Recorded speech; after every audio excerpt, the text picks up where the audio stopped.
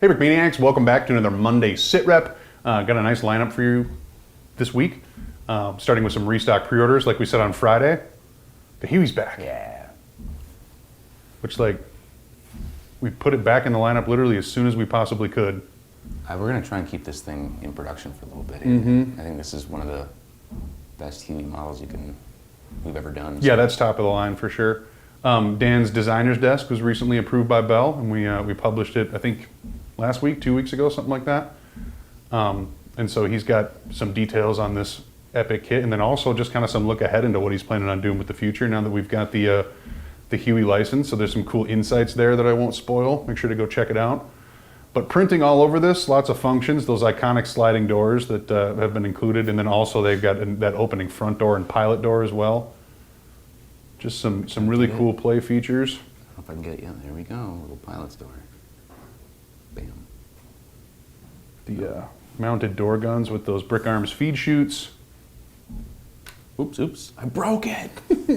Obviously It's the gone. printing going back on the tail boom and then up on the tail rotor. Detailed cockpit. Infield and that repair. epic crew. Those 3D and UV printed helmets. American flag on the back of this, guys. Right there. A sweet little build and something we wanted to get back in the Vietnam Bricks lineup as well. And then, so moving on from there, this is the Desert Storm restock pre-order. This is the Striker. This thing is an 8-in-1 kit, I want to say. There's 8 different variants that you can build this thing in. One at a time, obviously, because you got to reuse a lot of the bricks to be able to change the builds. But if you want something that you are excited to build and then rebuild, and then when you're kind of bored with the way this looks, you want to go back and do it again, all of that stuff is super easy to do. And then it's got, I can't remember exactly how this opens up, but there's a whole bunch of cool features to this thing. A little bit of a detailed interior, some big hatches. What's nice about those variants is that this back opens. you get the kit, and it's also it's built with dark bluish gray, which is a decently common color in Lego. All this just different Star Wars kits you can cannibalize, and you feasibly could make a few different variants even with your own kind of pieces. Oh sure, yeah. Now that you have these, if you wanted to do like a lineup of them, you get pieces obviously to build one from us, and then that's a good point. You can keep going and do that kind of stuff. But yeah, this is a sweet little model, and obviously something that you got to have back for Desert Storm Bricks. Cool minifig. Kind of have your operator as well. So that is the like I said, the Desert Storm Bricks restock, and then we have the Renault back by popular request. That was another one that is just at a very popular price point, especially for Great War bricks. Yeah, and got some new printing on it compared to previous models. A little front opening door. Terrifying that you'd have to open up a door facing straight in front of you to get out of this thing. But Little toolbox on the side and some insignia on the back. that one's just a straight restock. That's not a restock pre-order, so that is ready to ship, etc. Right now. Once again, we've got that one back in the lineup as quick as possible because it moved very, very quickly during Great War Month. And why wouldn't it? Because it's adorable and it comes up with an updated figure, fully printed, all that kind of awesome stuff. So. Adorable.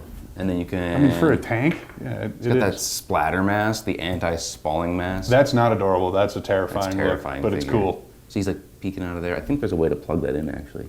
I'm sure she gave you some studs, yeah. But then just kind of, peeking out over the top. I like that, some of the detailed printing on the back there, and like you said, that toolbox. The helmet itself, there's some texture printing and with those crossed cannons and flaming grenade insignia that you'd see on that Adrian helmet. So we've replicated that with our in-house printing, UV texture printing. Oh yeah. We're using all the different tools. It's cool. Which, if you don't have something that's texture printed from Brickmania yet, you got to remedy that because it's cool. It's awesome. It is the best. From the bed rolls to what we got going on with the Bradley, etc. It is so satisfying to build with those pieces and then be like, look at how nice that surface feels. It's just very, very You're cool. referring to the mustaches, the texture printed mustaches. Oh, Absolutely. We haven't done one of those in a while. Just a little extra something so that when you rub your hand over that minifig head, you're like, that's so realistic. That is a bold, glorious mustache. Nebelwerfer, right? That's how you say that. That is back as well. It is verwerfing the Nebels. That's the one that made that noise when the shells were incoming. From the Nebelwerfen Gruppen Truppen. Gruppen Truppen of the Nebelwerfen. I'm assuming your boy band. Gruppen Truppen Nebelwerfen. Werfs. It's a fun little build. Yeah. Good mock piece.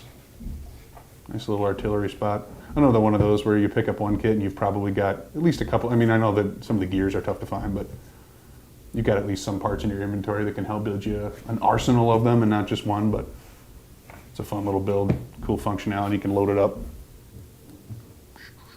Nice. Put it on your Kubelwagen. Kubelwagen. I don't know if a Kubelwagen could haul one of these, but think- whatever. Opel Blitz then.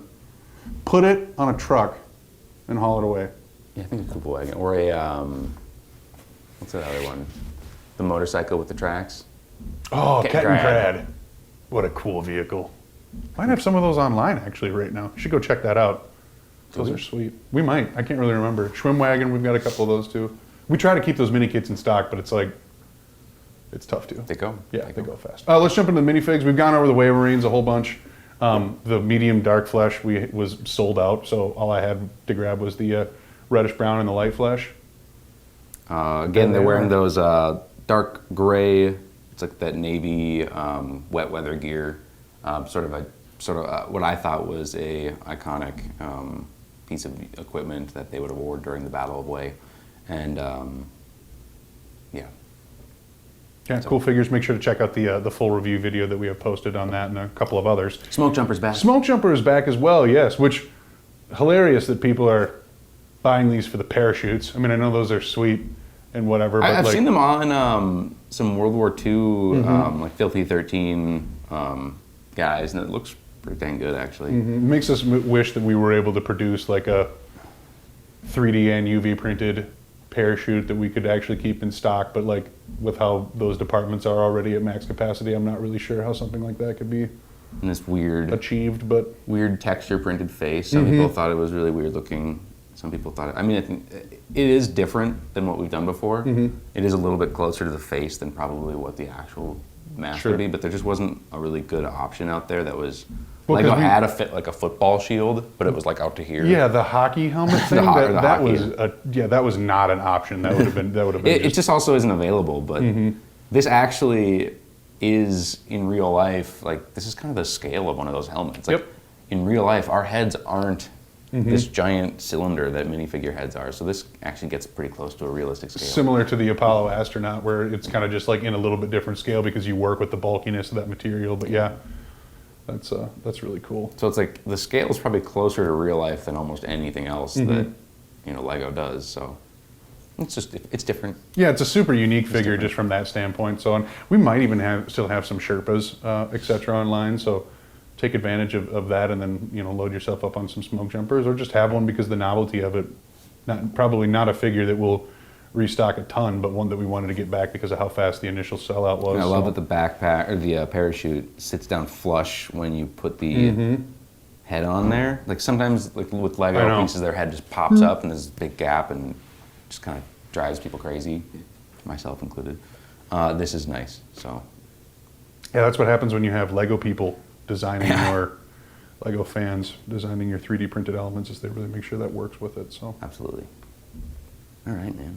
yeah, that's awesome. A couple of notes. Remember, last AC 130 restock is coming on the 1st of February. The BKM Vault is coming back on the 4th of February, and the Vietnam era mock contest ends on the 1st of June. Other than that, anything else you want to go over? Do we have anything we want to go over? What are you doing this week? What am I doing this week? I am getting starting Desert Storm stuff. That's there's a ton of stuff that I'm excited to get to, but we'll talk more about that maybe down the road. Yeah, sure. I know that's definitely been a month that people have been excited about. It looks like the theme for March is going to be 1941.